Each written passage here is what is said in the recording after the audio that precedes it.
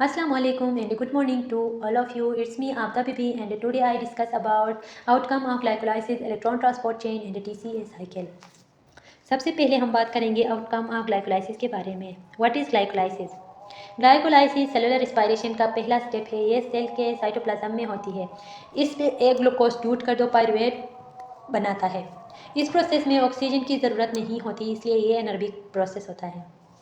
Glycolysis के 2 steps होते हैं, एनर्जी इन्वेस्टमेंट फेज और एनर्जी पे of phase. Energy investment phase का मतलब है एनर्जी लगाने का फेज.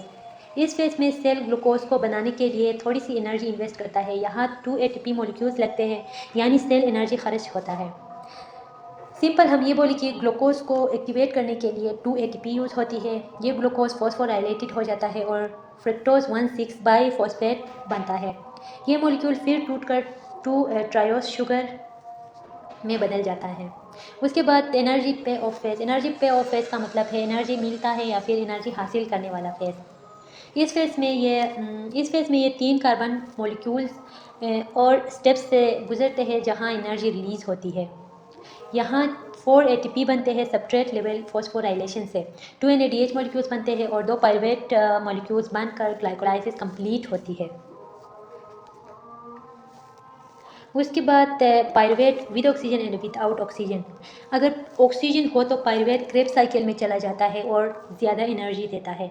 अगर ऑक्सीजन ना हो तो एनिमल में ये लैक्टिक एसिड में बदल जाता है. यीस्ट में ये अल्कोहल प्लस कार्बन डाइऑक्साइड में बदल जाता है. इसकी इंपॉर्टेंस की बात करें तो ये प्रोसेस तेज़ एनर्जी प्रोवाइड करता है जब ऑक्सीजन ना हो. ये पायरुवेट और NADH बनाती है जो आगे जाके रिएक्शन में काम आते हैं. ये हर जिंदा चीज़ में मौजूद होती है, like animal, plant and micro organism. उसके बाद हम बात करते हैं outcome of electron transport chain के बारे में. What is electron transport chain? Electron transport chain cellular respiration का आखिरी स्टेज होता है. ये माइटोकॉन्ड्रिया के अंदर इनर मेम्ब्रेन में होता है. इसमें NADH और FADH से इलेक्ट्रॉन लिए जाते हैं जो कि ग्लाइकोलाइसिस और क्रेब्स साइकिल में बनते हैं. इलेक्ट्रॉन ट्रांसपोर्ट चेन का सबसे बड़ा मकसद है ATP बनाना या फिर एनर्जी बनाना. इसकी मेन कंपोनेंट की बात करें तो electron carrier, coenzyme, cytochrome C, ATP synthesis enzyme. How electron transport chain work? Electron transport chain का काम कैसे होता है और ये काम किस तरह करता है? ये NADH और FADH2 अपने इलेक्ट्रॉन चेन को देता है. ये इलेक्ट्रॉन्स कम्प्लेक्स 1 से 4 तक मूव करते हैं. जब इलेक्ट्रॉन मूव करते हैं, हाइड्रोजन प्लस आइंस यानी प्रोटॉन माइटोकॉन्ड्रिया के मैट्रिक्स से बाहर पंप किए जाते हैं. इससे एक प्रोटॉन ग्रेडियंट बनता है. ATP सिंथेसिस एंजाइम इस ग्रेडियंट को यूज़ करके ADP और ATP बनाता है.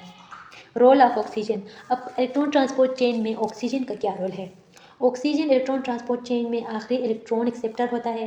ये इलेक्ट्रॉन्स और हाइड्रोजन आयन से मिलकर पानी बनाता है. यहाँ पे रिएक्शन भी है, आप देख सकते हैं. ऑक्सीजन के बाद इलेक्ट्रॉन ट्रांसपोर्ट चेन रुक जाती है और ATP बनना भी बंद हो जाता है. यहाँ पर ATP की प्रोडक्शन हो रही है. NADH 3 ATP पर मॉलिक्यूल्स बनाता है. FADH 2 ATP पर मॉलिक्यूल्स और टोटल हमारे जो ATPs होते हैं वो 34 होते हैं. उसके बाद हम डिस्कस करते हैं outcome of TCA cycle. TCA cycle को क्रेब्स साइकिल या साइट्रिक साइकिल भी कहा जाता है. ये सेलुलर रिस्पायरेशन का दूसरा स्टेज है. ये माइटोकॉन्ड्रिया के अंदर मैट्रिक्स में होती है.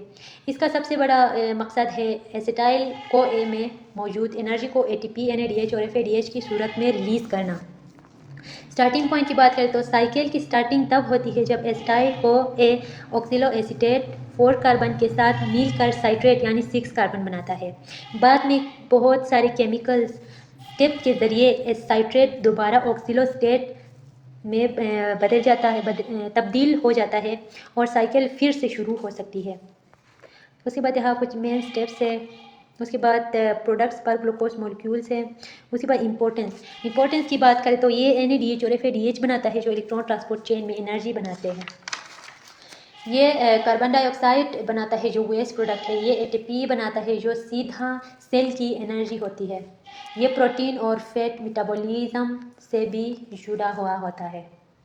सो that is all about outcome of glycolysis, electron transport chain and TCA cycle. Thank you very much.